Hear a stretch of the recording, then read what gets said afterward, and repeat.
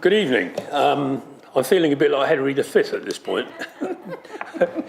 we precious few, but nonetheless, welcome to the Employment Committee, which doesn't have a particularly onerous agenda this evening, but nevertheless, welcome. And we've got quite a lot of people attending online tonight.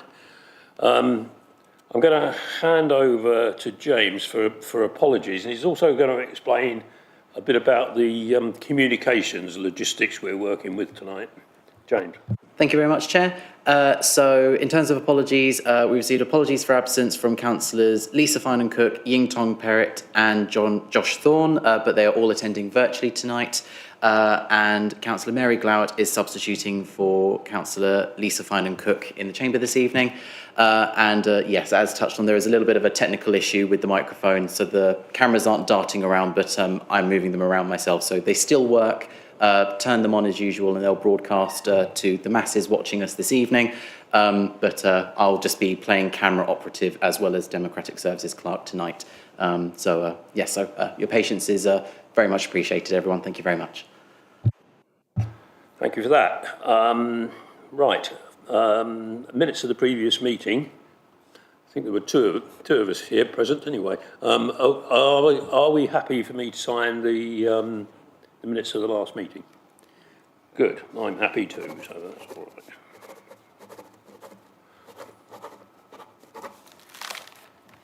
Thank you.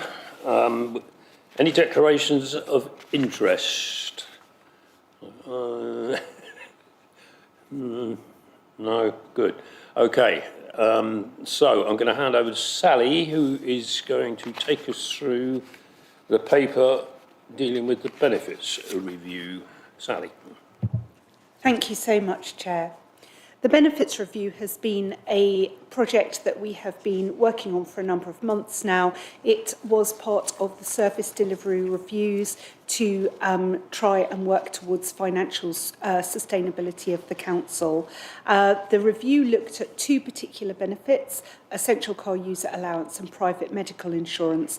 Of the two of those, it is only essential car user allowance that is within the terms and conditions of the staff. Private medical insurance is not a contractual benefit, but we've included it in the report to allow the committee to see the full picture of the review. You'll see that we started the project with a period of informal and then formal consultation with the staff impacted, and in fact we expanded that informal consultation out to all staff so that they were fully aware of the proposed changes in the benefit. We got a lot of feedback during the consultation process, very useful feedback, and you can see within the report the conclusions that we came to. We're very pleased that the private medical insurance we have been able to retain for staff with the surgery benefit, but at a very slightly reduced level of cover. The essential car user allowance is probably the main piece tonight, and the piece that the committee are asked to make a resolution regarding. So this is part of terms and conditions for staff, and we are proposing that the allowance is reduced from £2,000 to £1,239 per annum. This sits far better with our partners across the county, as you can see from Annex B attached to the report. To support the change in the allowance, we also are proposing changes in the criteria that is used to calculate whether the allowance is or is not met. At the moment, the allowance is paid to people who travel more than 3,000 miles per annum on business travel. However, that criteria has never been tested. In other words, the majority of people receiving the allowance do not travel that distance per annum and haven't done so since the pandemic. We believe that travel patterns are now relatively set since the pandemic, and therefore it's a good time to review the criterion to ensure that the numbers of staff who receive the allowance is very similar to the numbers of staff that receive the allowance now, if that makes sense. I'd like to draw your attention to Annex A, which gives the far more nuanced version of what essential car user allowance, what you have to achieve to get essential car user allowance. There are two very minor changes that I would like to draw the committee's attention to. This is on page 16 of your agenda. So on criterion 3, where it refers to travel to higher risk sites, you'll see that the first paragraph under criterion 3 is referring to travelling to sites average once a month or less. And we're proposing that the words or less are removed. And the same in criterion 4, it says business travel for bulky or heavy equipment, average once a month or less. And our proposal is that actually that or less is removed. This table will appear in our car and road user policy, which will be going to joint staff in November for consultation. It does actually say in our work programme, and I'll just mention this now, it says on our work programme that that policy has to come to Employment Committee. In fact, that's not the case because the change to terms and conditions is happening in this report and not in the policy, if that makes sense. Happy to take any questions from the committee. Thank you. Okay, thank you, Sally. I think, as a general comment, we have to acknowledge the cooperation, the very helpful cooperation to date from the staff. Bearing in mind this is part of the transformation programme, which has been somewhat enforced upon us by the financial position, as we know. So it's right, I believe, to acknowledge the help that the staff are providing in that regard. Does anybody have any questions? The Leader of the Council, please. Thank you, Chair, and thank you to all the officers involved in preparing the work and working through the challenges with the staff. I won't say too much as the context as to why we've had to do this, because I'll probably get the plug pulled on me again. But it is regrettable, as the Chair said, that we're having to look into these areas. My overall impression from reviewing the two reports was that in one case we are more or less standardising it in the case of the essential car user allowance, standardising it a bit more, putting a bit more criteria around it. And in the case of the other one, we were a little bit of an outlier compared to some of the other councils in Surrey. I see Ms Kipping's nodding ahead, so I'll take that as a yes. The one bit that slightly confused me was point 1.28 around the next steps, which is on page 13, if that helps everybody.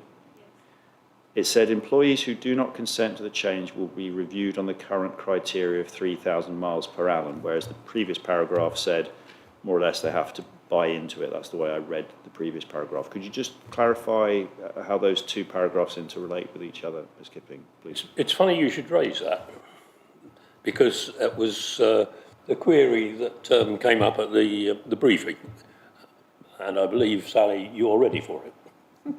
Thank you. Yes, indeed. So any change to staff terms and conditions, we do have to ask the staff to consent to the change. It's not, it's not surprising to know that staff are unlikely to consent to a change that puts them in a worse off position.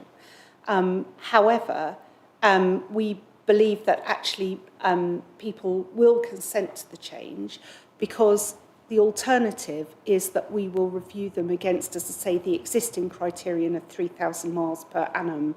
And we know that the vast majority of staff do not reach that criterion.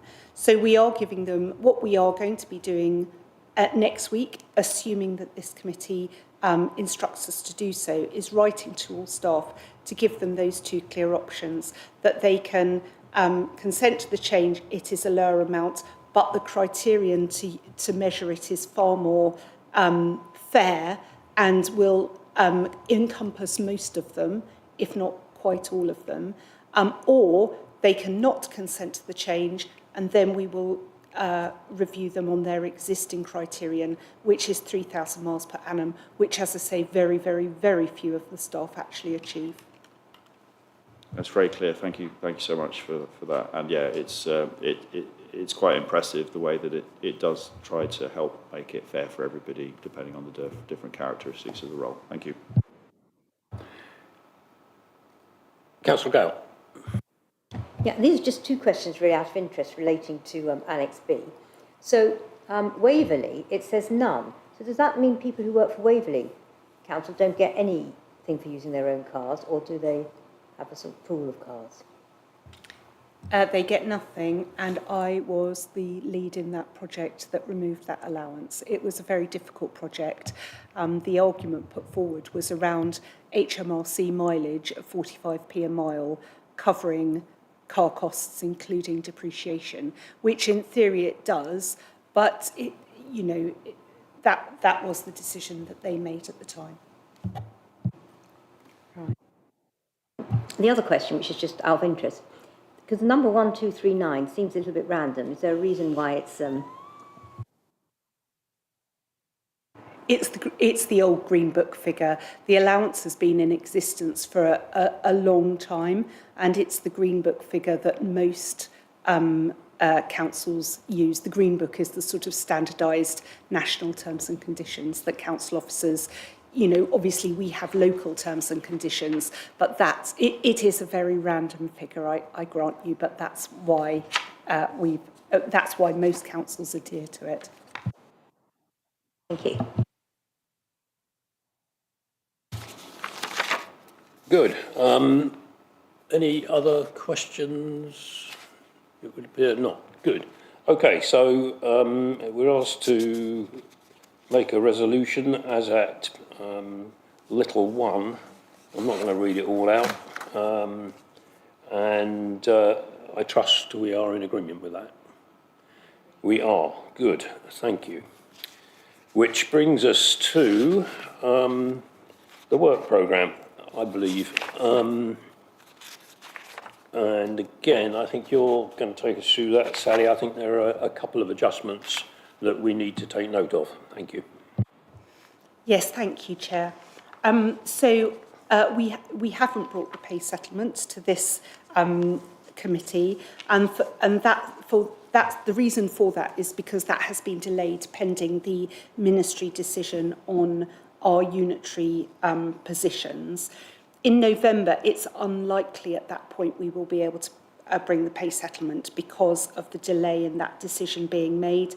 And so we are proposing that that item is pushed back until January Employment Committee. Buying and selling leave also needs to be pushed back because we won't have time to agree who our partners are and what their policies are. So we are proposing that that is also pushed back till January. The other items are fine, except for the car, road and user policy, which in fact we've realised doesn't need to come to this committee at all because the table within the policy has been just agreed in this item that we've just had, and as has the change to terms and conditions. I'm just checking the January work programme. The only change I can see is the Chief Executive Pay Award seems to be a bit early. I'm looking at the leader here, but I'm thinking that should probably be March, not January. We normally do it in February. Are you happy that it moves to March? I'll be guided by you, but yes, I think that's fine. 15th of January seems a little bit early. It does seem early. So those are the changes I'm proposing for the work programme. What I'll do is I'll get the revised work programme typed up and circulate it to the committee well in advance so that you've all got a copy of it. Thank you. I think one of the points that highlights is that quite a few people, in fact virtually everybody I know, has been expecting there to be a delay in the I think it was originally the 14th/15th of October. And we all sort of gaily said, oh yeah, that won't happen, so on and so forth. What this is beginning to bring home to us is the difficulties that any further delay, if this is delayed even a further month, then we're going to have some real problems when it comes to the budgeting process, and indeed in trying to find a way forward, obviously, with the new partners as part of the unitary authority. So it's a bit of a sobering thought that we could be put in that position. Hopefully not. Hopefully the screams from the various local government bodies and so forth to central government will get through. Okay, does anybody have any comments on the work programme? Leader, please. Sorry. Thank you, Chair. I must apologise, Ms Kipping. I missed the second one that you said was delayed to January. I was still busy processing the first one that you said delayed. I would like to come back on just a quick question on that, but what was the second one again? It's the buying and selling of leave. We know that our partners do have that option, but we want to check their position before we align, but we don't have time to write the policy, if you see what I mean, before the November. Because you're continually trying to get us all more aligned. Yes. Or if not aligned, then in line with the national piece. What we don't want to do is change our policy and then find that that's put us completely out of kilter with our partners. And on the other point, I'm sorry, I must have missed something somewhere. What's the connection between LGR and the pay negotiations? I'm not processing that properly. So that's a really good question. The councillors and the staff reps met to discuss whether LGR would change our pay position, because of course our finances assume a vesting day of the 1st of March 2027, 1st of April 2027. If that vesting day is pushed back, then obviously that has a real impact on the finances of the council. And nobody wanted to be in a position where an offer had been made and then changed because of delays in the LGR process. Maybe just for the benefit of members and anybody listening. So, Councillor Whitcroft, the Chair, beautifully summarised the discussion, leaders, or a significant subset of them had today around this process, which is it's not great that it's been delayed, and it gets worse the longer it gets delayed. But we don't have any view as to when white smoke will emerge, apart from that they are saying the end of October, and they are saying that the process will continue. What I haven't heard any whispers of is what Ms Kipping said of any delayed vesting date. And that, you're right, that would cause quite some concern, because effectively we'd have to do a 15-month or 18-month budget, which we'd need to know about pretty soon. I think the other thing that members might be aware of is that the settlement is going to be very, very late this year, because the national budgets are being set very late as well. So everything is pushing pressure down the line, and we still have to have discussions around carving up of costs associated with LGR between the different bodies as well, which is potentially a significant number. I think the last thing to say without entering into a pay negotiation is just to acknowledge the fact that the members are aware of how we got here, and we'll take that into account, and obviously the cost of living within the wider environment. Thank you. Any other comments? There being no further comments, we will note the work programme, and thank you for your attendance. That completes this evening's business, and some of us can get on with celebrations. And I shall pass my personal congratulations to Lisa Finnan Cook. Enjoy